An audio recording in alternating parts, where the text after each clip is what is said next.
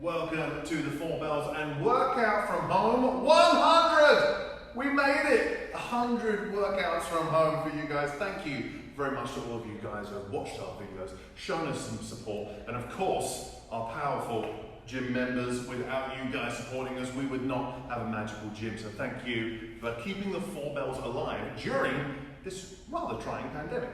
Today in our workout from home number 100, we have got ourselves an upper body treat, and we have a special challenge to finish off our workout from home 100. We are going to start off with a warm up today. We got 3 things to do 3 times. We're going to start off with some slow shoulder taps, looking at shoulder stability as well as anti-rotation through the core. From there, the down dog toe touch. We are going to do 10 of those guys touching opposite toe with each hand 5 times per side. And then from there, we're going to get into some lat stretching today. We're going to do 30 seconds per side of a lat stretch. We're going to do these 3 things 3 times in the warm up today. So we start off our warm-up today with a slow shoulder tap. Feet a little bit wider than hips, and we should be a full second of that hand to the shoulder. We're trying to minimize rotation through the hips, keep the abs nice and tight. From there, we're going to move on to a down dog toe touch. So that means we've got to get into that down dog position, which means that A frame, hips nice and high. And we're going to take hand to touch the opposite toe. So my left hand touches my right toe, right hand touches my left toe. But of course, if you find the hamstrings are super tight for you, then you might find that you're going to try and touch the knee or the shin or where your socks are, whatever works best for you. We're going to do 10 reps. From there, we're going to get ourselves to either a door frame or a post. And we're going to take the hand from the hip, like I'm holding my gun from a holster. And then from there, I'm just going to walk my feet back, keep walking and bring the torso down to an almost parallel position. We should feel a nice stretch through the lats. From there, if my left hand is holding on, my left foot can step back and I can just rotate under my armpit and feel a nice big deep stretch. So find the bits that feel horrible and we're going to hang out there for 30 seconds per side.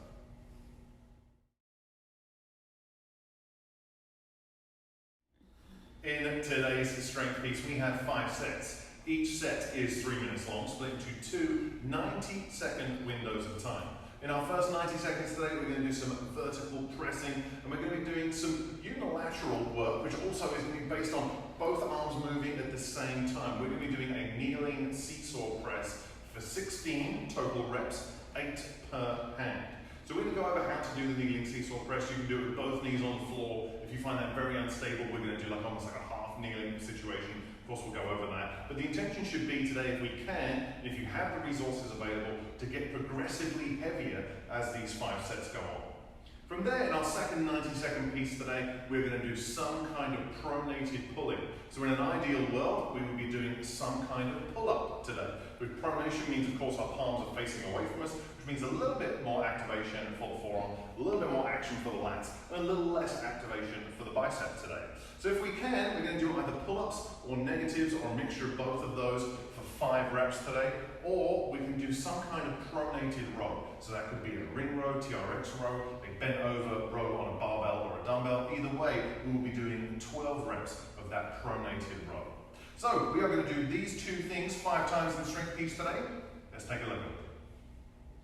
Starting the seesaw press, we have to start with one arm overhead. Bracing the abs, we bring one dumbbell down as the other one passes it and says hello on the way up. And that's what we're going to do. As one comes up, one goes down. We're trying to make sure they are both moving at the same speed, pass each other by as they are moving around on their journey to getting 16 reps done. 8 reps of each. The only thing to consider today when we're doing our seesaw press is just making sure the abs are tight and we don't allow ourselves to wiggle around as we perform our seesaw press. When it comes to our pull-ups today, a pronated grip means palms facing away from us, trying to make sure we get a head fully over the bar and then all the way down to a straight arm. Of course, if pull-ups are not for you, you could do a negative where we jump up either on a box or a chair or jump and then control that eccentric over maybe 3 to 5 seconds on the way down. If pull-ups or negatives are not for you, some kind of row is perfectly fine. So of course we still have that pronated grip, which means palms facing away from us or towards us, depending on what you're doing. We're going to get into a hinged position for that bent over row, and then we'll be doing 12 of some kind of bent over row today. So you could use barbells, dumbbells, kettlebells, sandbags, 2 cats, mixed weights, whatever works best for you, for either 5 pull-ups or 12 pronated rows.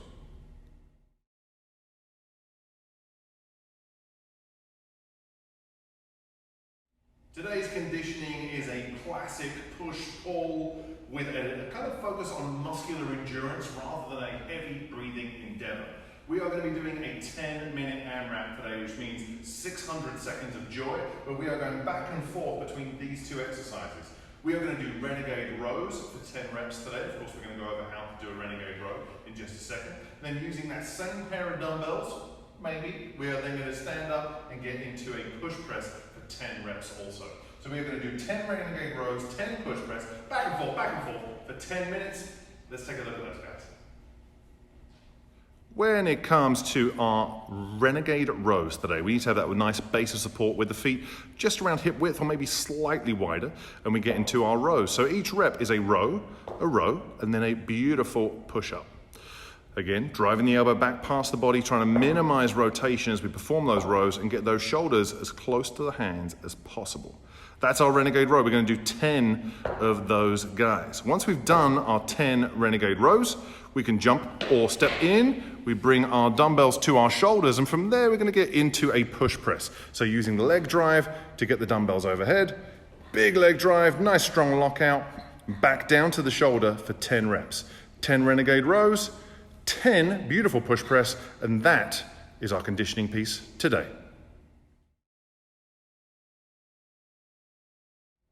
The extra sauce today is a special workout from home 100 challenge. What we are planning to do today is to see who can get the most reps of either level 1, a basic body weight squat or air squat, or level 2, a jumping squat. So why have we given you 2 levels to play around with? Is to have 2 choices. You might find that if you're looking at air squats, you might think, well, there's someone out there who can do a lot of air squats. Maybe if I try level 2 jumping squats, which are harder, there'll be less competition in level number 2. That's one way to look at it. So what I would say to you today is pick a level you want to choose, whether it's air squats or jumping squats, and we're going to see how many reps you can get done in that 2-minute window. If you are a member of the gym, there are prizes for first place and second place in both levels, which of course you'll be receiving more information about in email soon. So, without further ado, let's talk about the rules or the guidelines of how your squats or jumping squats should look in today's extra sauce. When it comes to squatting today or jumping squatting, what we're looking for is something to make sure that you can be consistent in your reps. So that might mean looking at beautiful Coach Ben here. You can see that he's using a ball. So Ben, if you just pause at the bottom, beautiful, you can see that there his hip crease is below his knee, or the top of his thigh is parallel to the floor. That's beautiful. And then from there we stand back up. What we don't want to see is half reps. What's a half? Oh yeah, too high, kind of muted at the top, nothing beautiful about that. Oh my goodness, chest comes down looking sloppy, not good either. We just want beautiful looking reps today. Chest high, hips low. What does a jumping squat look like, Ben? Could we do the same thing? Beautiful. Hips nice and low as well, and consistent reps is what we're looking for today. Ben, how many reps do you think you're going to do in 2 minutes? Probably like 200. It's going to do 200 reps. Give or take, maybe 200. 550 and 11 reps. Yeah, of course. Coach Ben, you look amazing. It's workout from home 100.